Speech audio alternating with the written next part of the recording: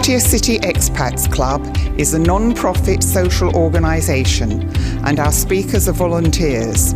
The club as such assumes no responsibility or liability for the professional reputation of or the quality of services provided by the speaker today.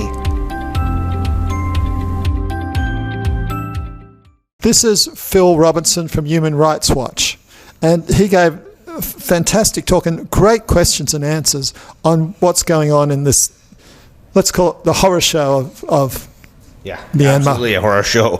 Crimes against humanity. It doesn't get any worse than that. The situation is going backwards very quickly. There is ongoing struggle between the people and the Myanmar military.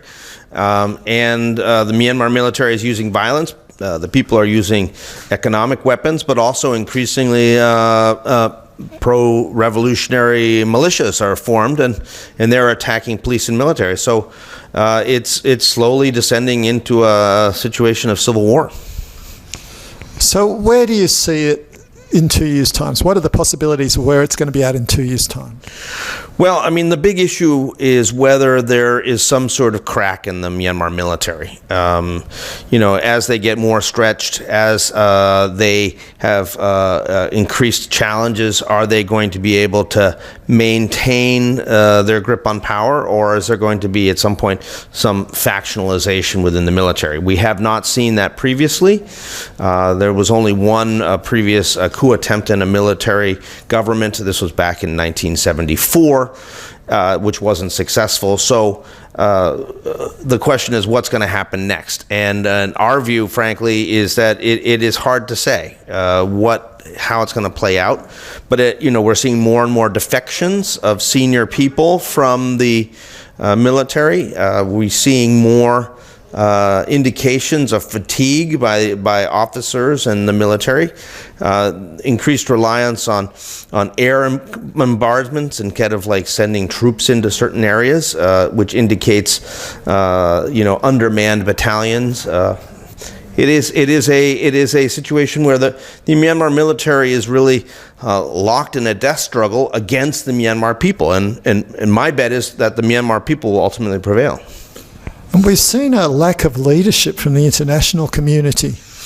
Well, unfortunately, Myanmar is not at the center of anybody's attention right now. Certainly for the first 6 weeks to 2 months after the military coup, when there were these massive protests every day on the streets of Myanmar, that it was in the headlines.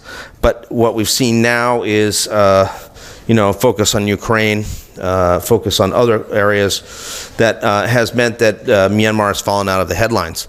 And unfortunately, governments like the U.S. and Canada and the UK have been saying, well, let's let ASEAN, the Association of Southeast Asian Nations, deal with it. And they, frankly, are just not capable. They are too divided. They don't have the DNA to actually sort of mandate an effective mediation and negotiation between the two sides. We just saw actually the Myanmar military junta condemn the Malaysian foreign minister for raising the issue of possibly including the exiled National Unity government in negotiations, despite the fact that the military junta supremo, Min Aung Hlaing, had signed on to an ASEAN 5-point consensus that said negotiations have to take place amongst all parties to the conflict. And certainly the NUG, as the opposition government that has been formed by the NLD and the ethnic groups and others, is part of this conflict. But they don't want to have anything to do with them. They just don't willing to discuss them, and it's a problem. And tell us a little bit about your organization, Human Rights Watch, and what you do. Human Rights Watch is a global human rights organization. Our headquarters is in New York. We work in over 100 countries around the world. We really are a global human rights organization. And so what we do is we investigate rights abuses wherever they occur. We expose them, mostly through name and shame tactics of taking these issues into the media. And then we demand that governments change through concerted advocacy campaigns. And Human Rights Watch we everything we publish is up on our website at hrw.org. People can go look there. Information is broken out by countries and by themes. So we work on all the regions in the world, but then we also work on women's rights issues, child right issues, disabilities, arms, refugees, LGBTQ, you name it. We have thematic focuses to our human rights work as well as regional focuses.